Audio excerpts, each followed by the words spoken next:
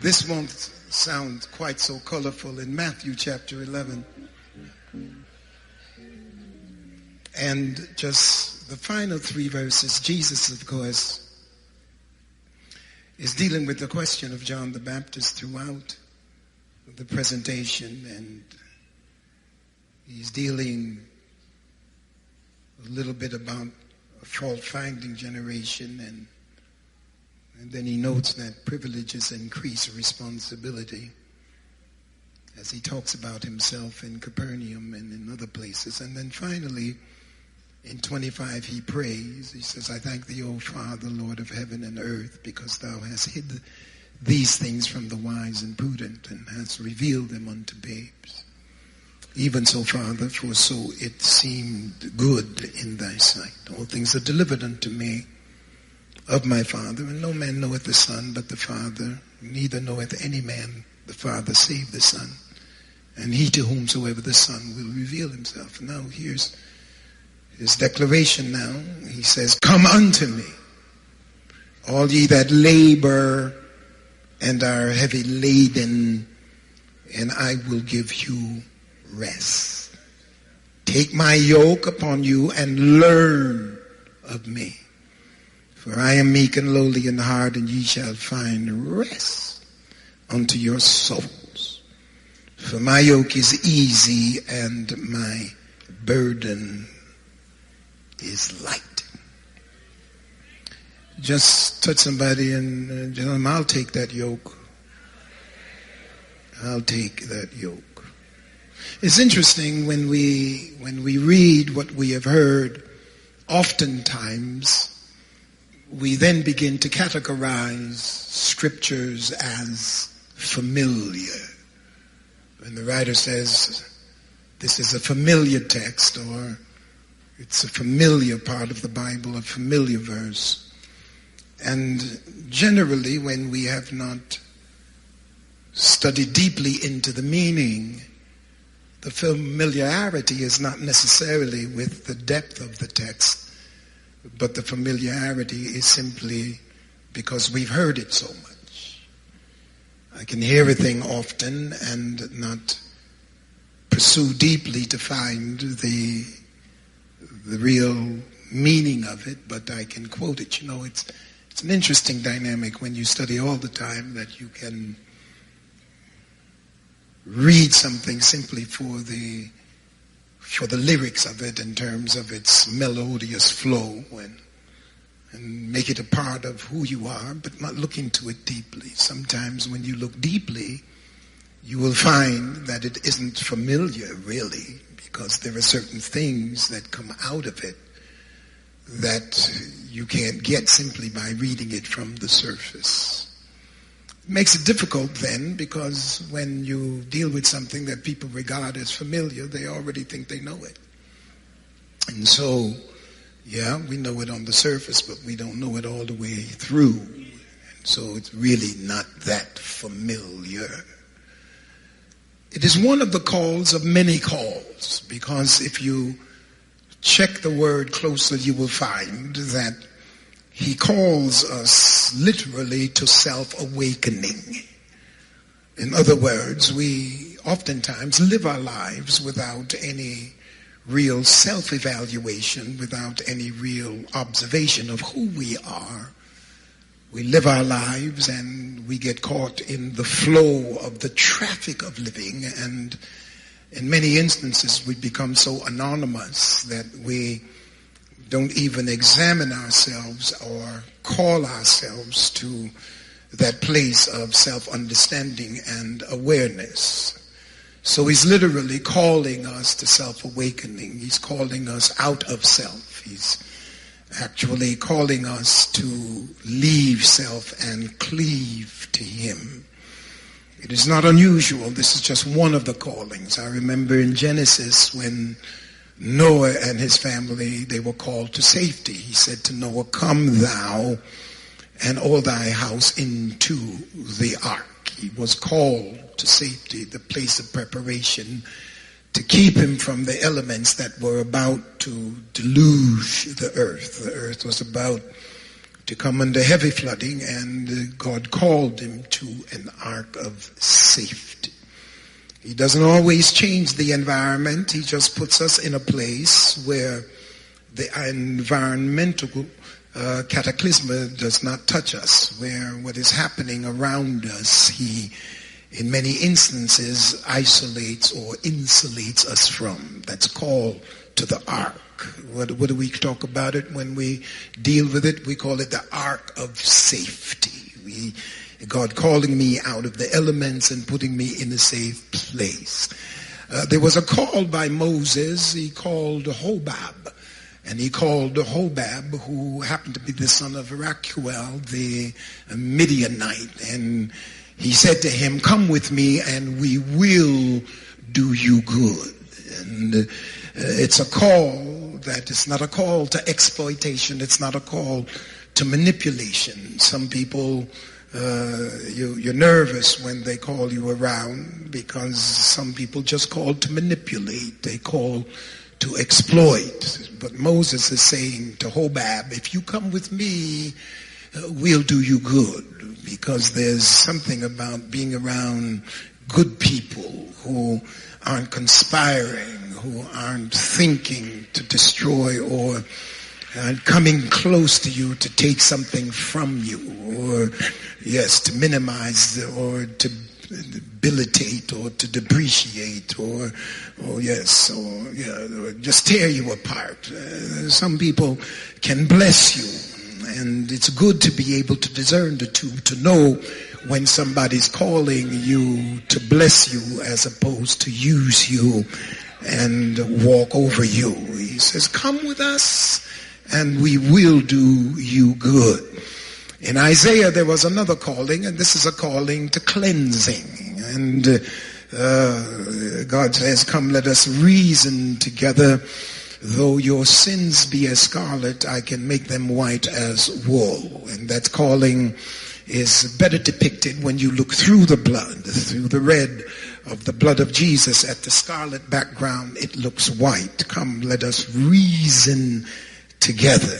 And there's a call to cleansing. And many times when we haven't been called to the self-awakening, when we haven't come alive within ourselves and do that self-evaluation, we have a lot of stuff that we carry over that we need to cleanse ourselves of.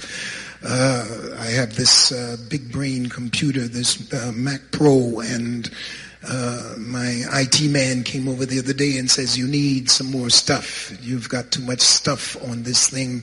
Some things need to be deleted. Some things need to be forgotten. That's on this. You need another brain because it's slowing down. The thing, it's slower than your other stuff, and it's supposed to be the fastest thing around, and it's slow, real slow, because it's bogged down with a lot of stuff that needs to be deleted. There is a delete button, and every now and then we need to have a cleansing. We need we need to delete some stuff from our past, some stuff that's slowing us down. Lord have mercy. Some stuff that we can't even think through straight because there's so much stuff that's in the way of our thinking. There's so much that contaminates the purity of our thoughts. And every now and then you got to cleanse. Not we cleanse physically. We need to cleanse psychologically, intellectually. We need to just wipe out some stuff. Some things we need to forget. We ought to thank God for the things that we can forget. And some things we can, it's really, life is really funny. We hold on to things we need to let go, and we let go of the things we need to hold on. But to be cleansed, you got to get some of that negativism that somebody put in your space. That call to self-awakening is the call to search out the things that are holding me back. back and keeping, sometimes you just walk up into somebody and they just treat you so terribly and they don't even know you. They just mean. You walk airports and you say hi to somebody, they'll look at you like you're crazy. And sometimes you're dealing even with a flight attendant who is just having a bad day. It's not my fault you having a bad day, and we gotta go from here to New York with you, and you not gotta go all the way cross country, and you're supposed to be attending to me, your flight attendant. And now you're treating me like I was the reason that you had a bad day. I just met you. And sometimes it's just that we need to cleanse. We need to get some thoughts out of our minds. And that might mean getting some people out of our minds. And so that we can deal fresh. Every time, sometimes you just need to be fresh. I just need to be fresh today. I need to get rid of some of that stuff. Lord, help me to get rid of the things I need to be rid of so I can function properly, so I can treat people properly, so I'm not overly caught up with some stuff that needs to go. He says, come. Then he calls again to satisfaction. And he does that again in Isaiah when he says, ho, everyone that thirsteth, come ye to the waters, and he that is miserable, come that ye may buy and eat. I want you to come. I want you to thirst. Now, it's an interesting dynamic because there is a call even in Revelations where the Spirit, it's a threefold call, and the Spirit and the bride say, come.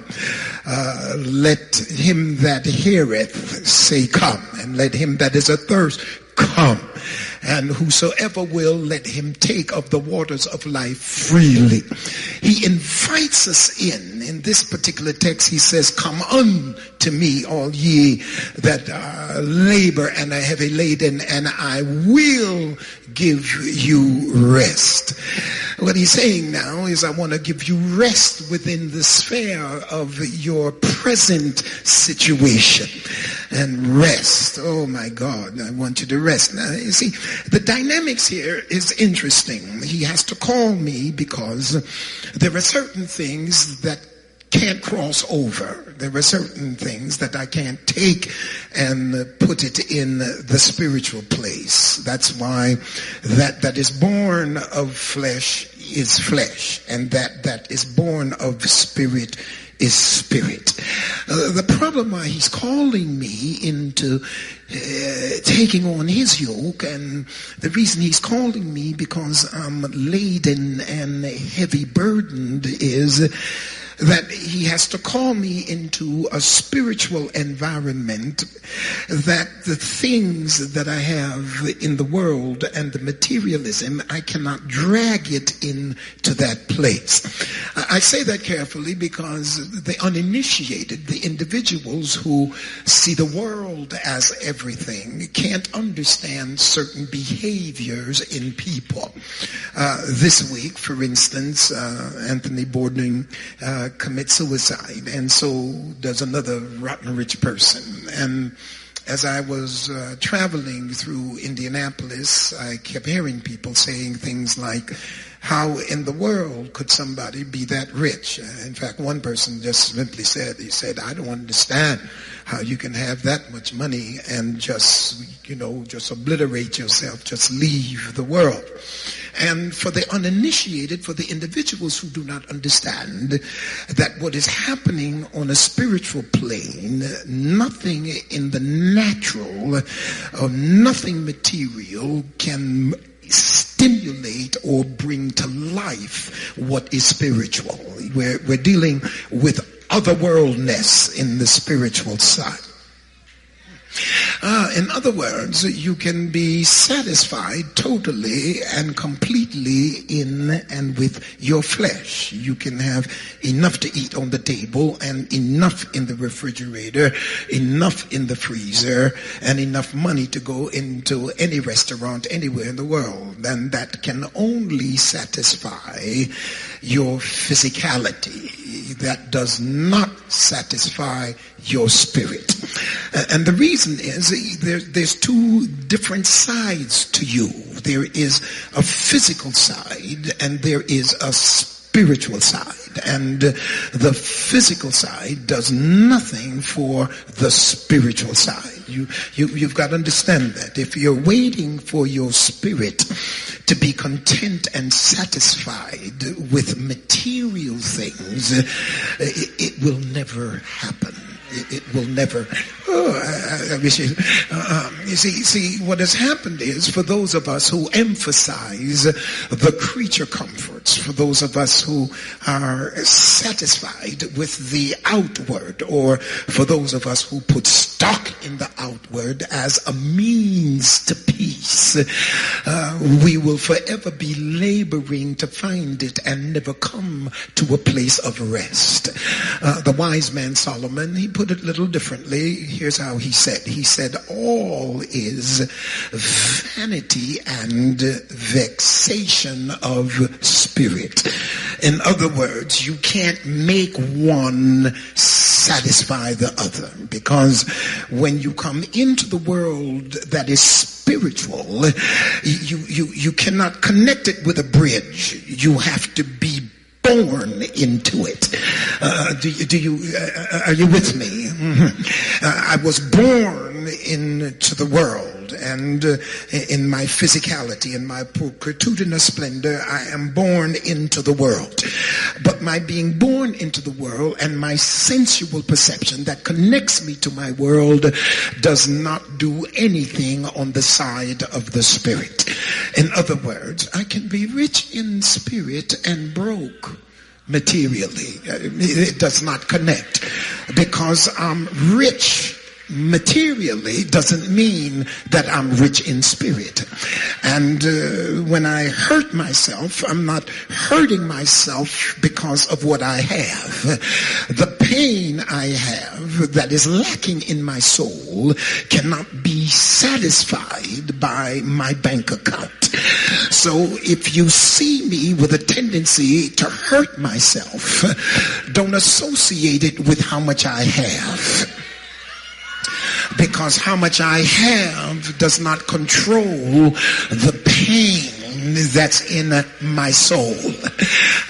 I feel like, can I take it further? Now, many times, because we can't draw the two, and because we really don't know what the pain is. We really don't know. And I'll take you to a word, you check it up, it's nihilism, Nihilism. And it is the attitude that completely negates anything that is spiritual, anything that is godly. And when you negate anything that's godly or anything that's spiritual, you leave a gaping hole in your system. Because if man is created by God, and God visited man in the cool of the evening, and God, who is a spirit, deals with the spirit of man, and the spirit of man and spirituality is the greatest part of the individual. The greatest part of you. You can only wear one suit at a time. You can only drive one car at a time. And you can only live in one house at a time. And no matter how many you own, you can only live in one at a time. But there's a part of you that is not limited to being in a house or in a car. There's a part of you that roams free, and that is your heart, your soul, your leb, your immaterial personality function. It is out of your leb that your creativity comes. It's out of your leb that your cognitive energy flows. It's out of your leb that the peace that passeth understanding rests. It's out of your leb. It's not in the outward, it's in the inward that you find rest and peace. And many times, because we don't have that connection to the inside, we think that everything on the outside is what gives us satisfaction. Yeah, Now, what happens is we get miserable on the inside, and we feel like, I think I need to go shopping. So we go and we max the little cards out because we're trying to find something that'll give us a little peace. Sometimes we're miserable on the inside. Something is lacking on the inside. So it must be a woman. I need a woman. If I can just get this woman, I think it will give me satisfaction. Only to find out that marriage is a job. I mean, you got to work on it. I mean, I thought it was something that was going to make everything just easy and everything so fine, because marriage should be easy if there's compatibility. But if you're in the middle of a lot of compromise, then you're into a serious job. Somebody says, my ex-wife would say, I want my marriage to work. Well, marriage, honey, is getting along with me. The marriage is not a wedding. And because you had a wedding, that doesn't mean you have a marriage. A wedding does not a marriage make. A marriage, when you marry things, there is compatibility. There is a natural fit. Anytime I got to wake up compromising. I got to compromise on what we eat. I want oatmeal. You want ham and eggs. You're the one cooking the ham and the eggs. So I got to eat the ham and eggs because you cooking ham and eggs for yourself.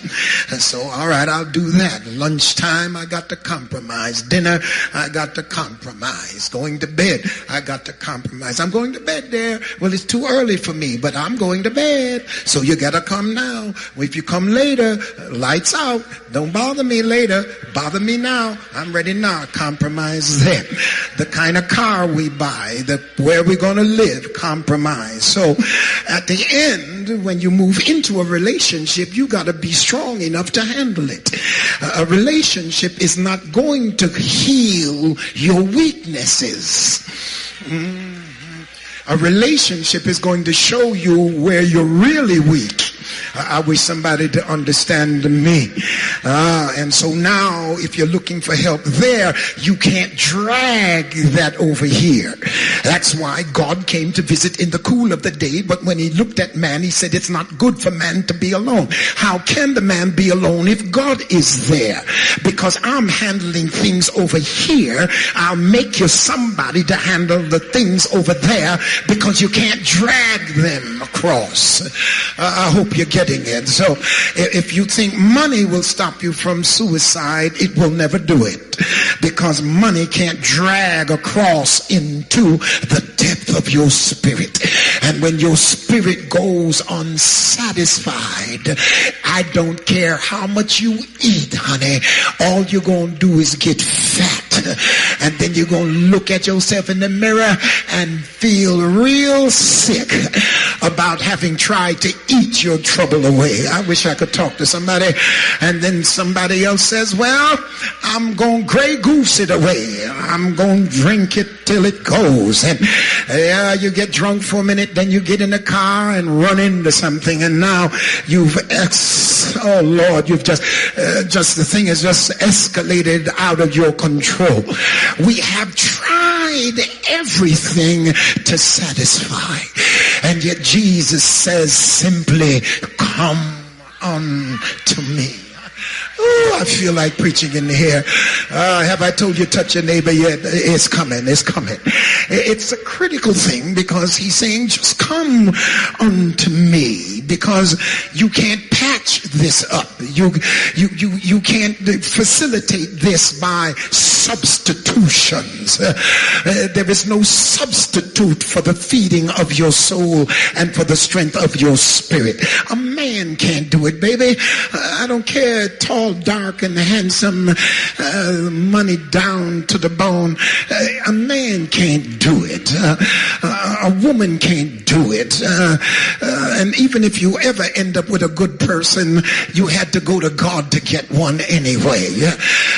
He says, he that findeth a wife findeth a good thing. But don't stop there. He receiveth favor from the Lord. Oh God, that's why he says, seek ye first the kingdom of heaven and his righteousness, and all these things shall be added unto you. Then he turns around and tells me, labor not for the meat that perisheth. If you're going to put some energy into something, come unto me. And if you want to study something, then learn of me. Because if you have me, you have the centricity of everything else that it is that you think you want. That's why he declares it, and that's why he invites us to come. Come, because you're laboring for something you can't keep. And one man put it this way. He says, you want what you can't have. You have what you can't keep. You end up keeping what you don't want. And it's the frustration of the vexation of spirit, where we're continually going after something that's fleeting and leaving, and it leaves us broken in our hearts and in our spirits, because we're going after something that does not satisfy. Oh God, I hope I'm not breaking your materialistic bubble, but the fact is, Bentley or bicycle, it just does not satisfy. You get tired of it. You drive it for 2 weeks, you need a new one. I don't like the noise. I don't like the way it looks. And somebody buys something else, you're tired of it. I'm just always going through changes. But I heard the Lord say, my peace I give unto you, not as the world gives. I'm giving you a peace that lasts. Now, if you notice in the text, he does not say come or go to God. He says come unto me. And the reason is he represents as fully authorized by God. I was dealing with Socrates the other day, and it was I think it was in Phaedo 9:18, yes. And it was between him and Socrates. They were arguing, and he says, now if you will take my advice, you will think very little of Socrates and much more of the truth, unquote. Jesus is declaring, I am the truth. There's no mitigating self-consciousness or explanation. Jesus just invites everybody who's troubled. He said, you just come unto me. If you come unto me, what Jesus says, you get the face of Jesus, invites us to him, and we are naturally feeling like we are going to God. If I'm going to God, I have to go to Jesus, because Jesus is the face of God to you and to me. And what he's saying now is, I'm calling you to deliverance. Well, who is he calling? He's calling everybody who is kupos, everybody who is laboring. And that means it denotes a striking or a beating, a toil, resulting in weariness, laborious toil and trouble. It becomes now an embarrassed spirit, because the toil goes inward. Not only am I fighting physically, now it's spilled into my spirit. And then when it spills into your spirit, it leaves bitterness. And it leaves bitterness because I put all this energy into something and I still don't have it. How much time have I spent trying to be close to you and still don't have you? How much time have I spent trying to achieve and I'm still struggling on a day-to-day basis? And now it's overtaking my spirit and it's putting bitterness in me about the life I have led.